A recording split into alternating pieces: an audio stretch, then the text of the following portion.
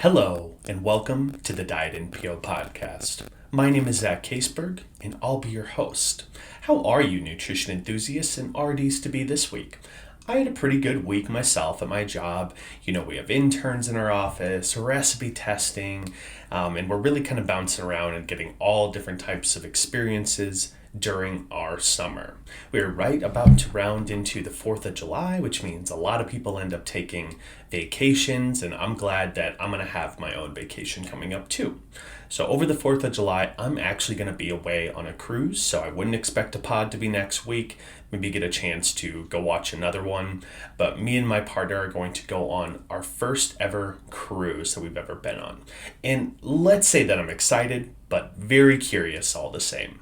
It always seems like people fall into two camps. You have one group that really loves cruises and everything they're about.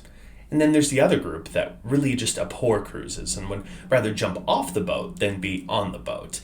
And I'm going to see which part of that camp that I'm going to fall into, which part of the boat I fall into. And we'll see. If I come back, you know that I must have had a good enough time to want to return and do another one here in the future. It is a kids-free cruise, meaning it's just going to be a little bit more adult-themed.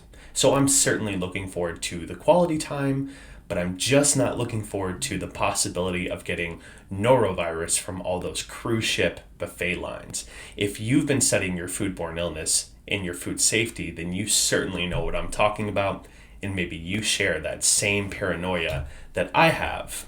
Now, if someone's working on cruises, on yachts, they're really going to need a large amount of food to be on board. And that being said, you're going to have to make sure that you can hold that food for long periods of time and keep it at good quality to serve it to your guest. Anytime you've got some of off-board type of food that you have to hold for a long period of time, you can bet that you're going to find use of food additives to treat and preserve those foods. I thought this would be a great moment to take time with the food additives from the RD exam and give you what you need to be most successful when it comes to these topics. So strap in and let's talk today about food additives and go through 15 different categories of the different food additives today.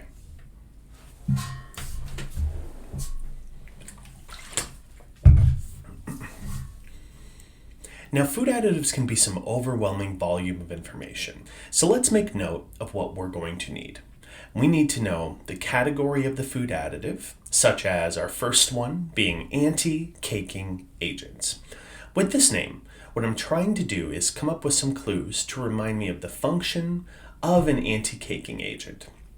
And I recall that anti-caking means it prevents things from caking or lumping together. Now I have the name and the function in my head. Lastly, I just need to come up with some examples that I can go with. Knowing some names such as silicon dioxide, ammonium citrate, sorbitol, or sodium stearate. A lot of these S ones that we're seeing pop up. These are all examples of food additives that have anti-caking properties, used really commonly in baking mixes and powdered goods that we want to keep to stay powdered. See, that's not so hard. Name, function, example. Easy. Let's get into some more. Another easy one is our antimicrobials. Go ahead and tell yourself aloud what an antimicrobial will do as a food additive. I think you can handle this one. By preventing mold, fungi, yeast, and bacteria, antimicrobials should come to us pretty quickly. Now, there's different classes of these that kind of fall into. You could learn about propionates, which are commonly added to baked goods to prevent mold in the flour. Calcium propionate is a common one of your foods that you'll think of. Sodium benzoate, which isn't really a propionate, but it'll act to prevent mold in some acidic type of foods, maybe like some of our pickled items.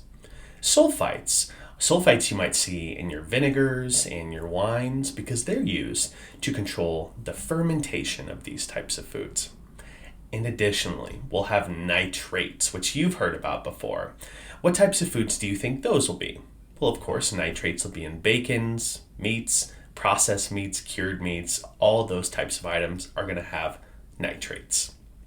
On the anti-trend, we're having antioxidants pop up as well, which you know as preventing oxidation.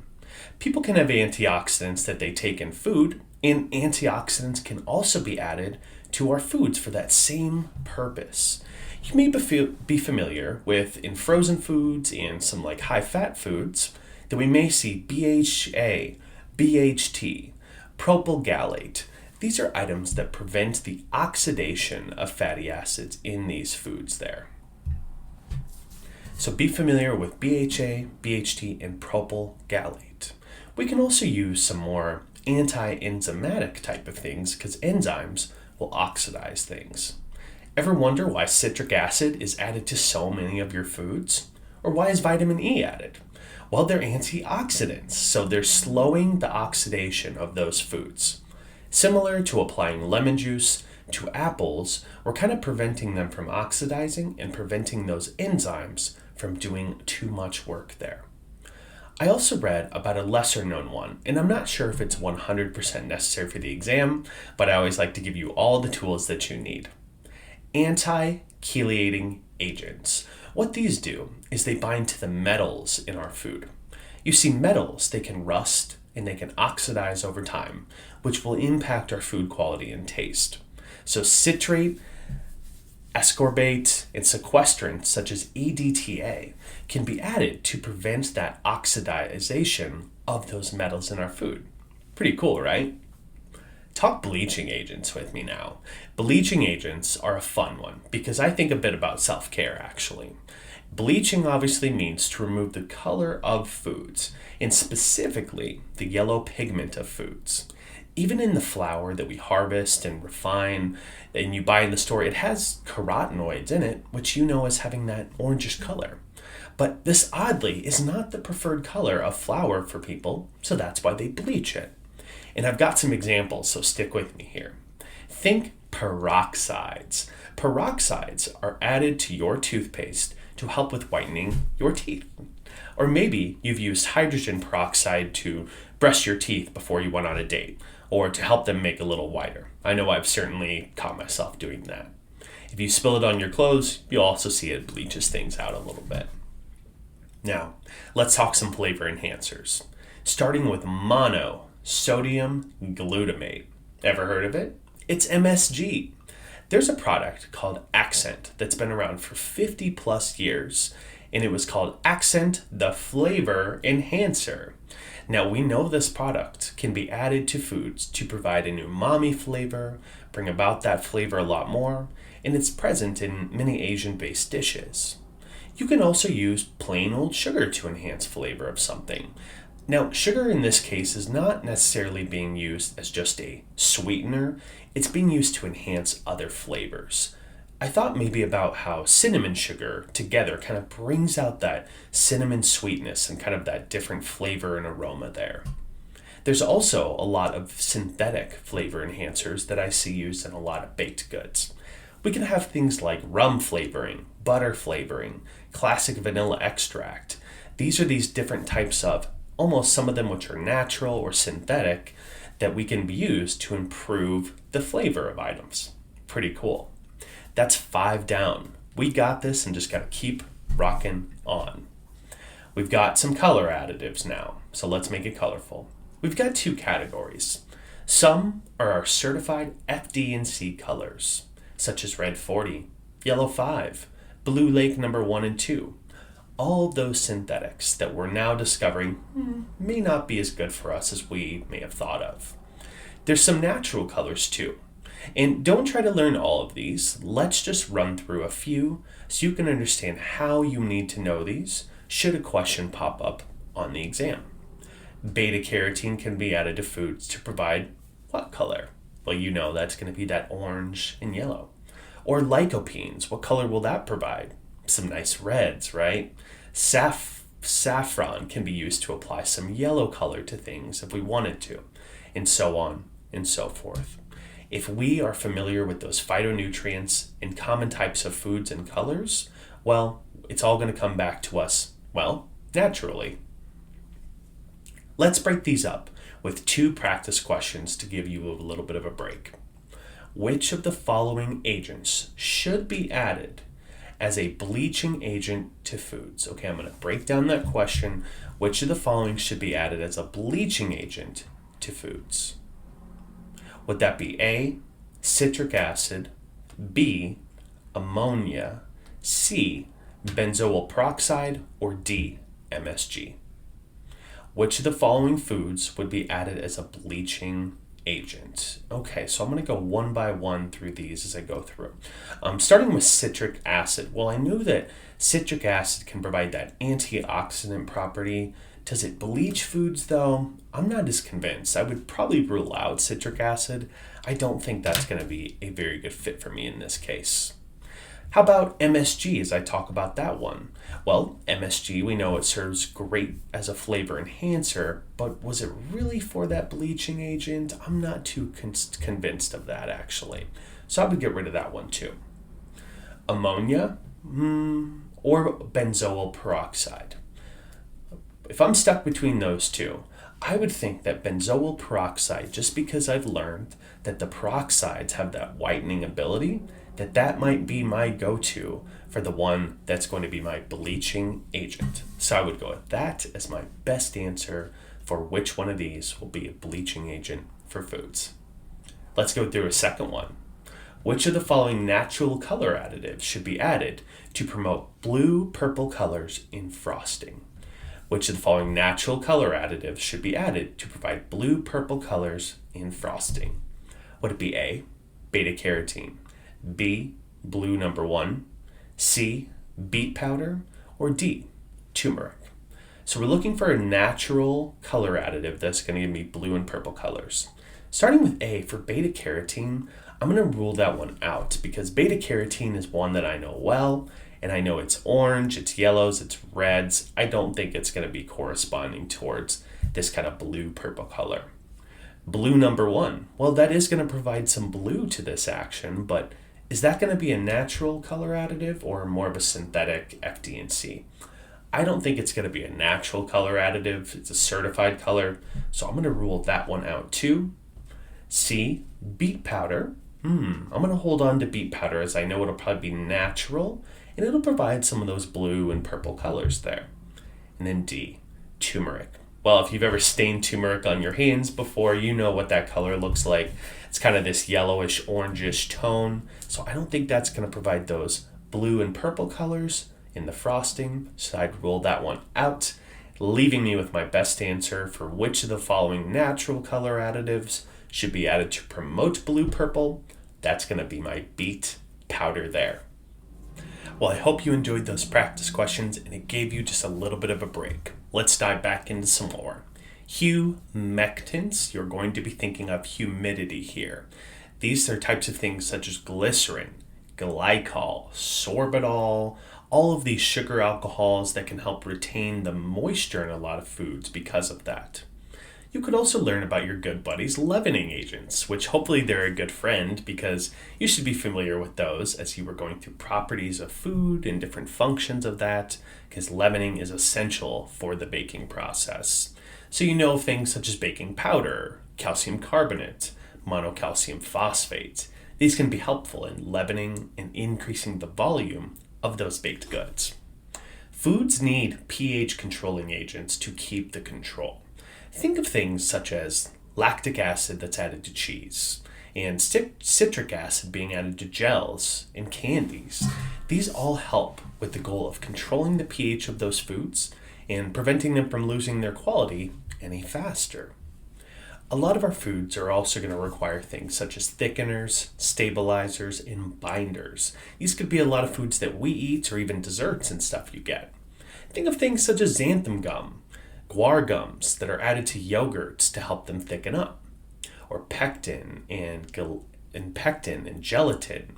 These are types of things that can be added to jellos to make them thicker in gel, or being added to marshmallows, for instance. And we could never forget about our good buddies, emulsifiers. Emulsifiers are great at stabilizing things, such as the emulsifiers of lecithin that we can add to salad dressings, whether it's soy lecithin or egg yolk lecithin, and those mono and diglycerides that can be found in all of our products to really help stabilize them together. Here's another one coming up. Sweeteners, hey, they keep things sweet. So when we are adding them as a food additive, they're only improving the sweetness of the item. They don't have any other functions such as the moisture or texture or anything like that. We're just saying the sweetness. Sugar, sucrose, glucose, aspartame, corn syrup, or acesulfame potassium, which you see in a lot of your diet sodas. These are all items that increase the sweetness and help you craving those sweet items as well. Dough strengtheners are commonly added to all types of baked goods for the goal of course, strengthening the dough. L-cysteine, which is actually a pork-derived additive, is a common one, as well as ammonium sulfate. These ones are kind of small, so maybe we won't need to know these for the RD exam, but again, I just felt like bringing them up. Make sure you're familiar. Firming agents are really good at keeping the crispness in fruits and vegetables. So think of all those those frozen and canned fruits and vegetables that you buy. They're going to have things such as calcium chloride added to them, calcium lactate. These are great firming agents that help keep the crispness of those fruits and vegetables as much as they can. Enzyme preparations. We're not talking pH controlling here. These enzyme preparations are responsible to modify those proteins in foods, such as lactate in rennet, which is used to modify and curdle cheese, for instance, right? Or if you get bromelain from pineapple or papain from a papaya, these things can help to tenderize and break down meats because they have enzymes in them. So that's why they're called enzyme preparations. And our final is going to float away on us, which is our gases. Gases create bubbles and carbonation. Things for like propellants for pan spray, aerators, nitrous oxide, carbon dioxide are all added to lots of your carbonated beverages and foods to help keep those bubbles rising. Whew. All right, you deserve to switch it up with some questions because I've really thrown a lot at you there. The food additive present to thicken jello and marshmallows are what? All right, so I have A, pectin and gelatin. Okay. B, rennet. Now I think I'm going to get rid of that one because I know rennet is present a lot in cheese. I don't generally think of it being a food additive that's added to jello and marshmallows. Lactic acid. I'm a little questionable on that. I'm just going to hold on to it. And then D, aspartame. Well, we know aspartame well. We know it's a sweetener for things. So I'm going to rule rennet out and aspartame out. This is leaving me with my 50-50 shot. This is great for the exam. It's a coin flip. Now you need to decide which one's your best answer. Again, I'll read the question. This food additive is present to thicken jello and marshmallows? So thickening agents a little bit. I would say we're going to go with pectin and gelatin. Those are two thickening agents that can be added to jello and marshmallows as well. Second and final question here. Food additives such as glycol, glycerol, and sorbitol added to improve the moisture of foods are known as blank. All right, so food additives such as glycol, glycerin, and sorbitol are added to improve the moisture of foods are known as what? Enzyme preparations, dough strengtheners, humectants, or leavening agents. Okay. All right, so starting with enzyme preparations, we just talked about these. This was like the bromelain, the papain, the things that are like a rennet that's being added to cheese, for instance. And I don't think these sugar alcohols that were mentioned, like glycol and sorbitol, and I don't think those will work as much enzyme preparations. Maybe they're sweeteners, I don't know. And we're looking for something to improve the moisture. So I feel like enzyme preparations don't do that with moisture. The same goes for a dough strengthener. It's making things stronger, but it's not for the moisture of foods. Leavening agents, they're going to help things to rise and are very important for helping to trap air in my baked goods. But are they going to help with moisture? Not so much. I think that's going to leave us with our best answer here is C, humectants. And humectants do in fact improve the moisture of foods, glycol, glycerin, and sorbitol being some good examples there. Today on the What's Eating You segment, I wanted to highlight a really fun salad that we did in some recent recipe testing. One of our administrators come up with this great salad that they wanted to test with us, and I couldn't jump on it any quicker. She prepares this watermelon-based salad that I felt would be really good to share with all of you. It had medium diced watermelon, so a little bit of big pieces to get chunks, fine diced red onion, crumbled feta, cilantro, parsley, and a fine diced cucumber. There was no green base actually included in this salad, but that doesn't mean it's not a salad. But you could easily get that added into there and mix it into the salad if you had some to use. She had this excellent dressing that we mixed together, which was a mix of honey, olive oil, lime juice, and lime zest to give it kind of just a nice sweet and also just a really sour taste. And obviously we love all of these ingredients. So when we wrapped up this sweet watermelon with this fine bite of this red onion, you get the creaminess of the feta, and it was just a perfect salad that I wanted to eat side all summer long as I go through that. But that wraps it up for the Diet NPO podcast this week. You will not see me next week as I'll be out on my cruise, so assuming there's no hurricanes or anything, let's make sure that I make it back on that. I wish you all the best in your week. Please don't forget to help out the show however you can by rating, reviewing, subscribing, wherever you listen and wherever you watch. Watch the pod on YouTube if you'd like to.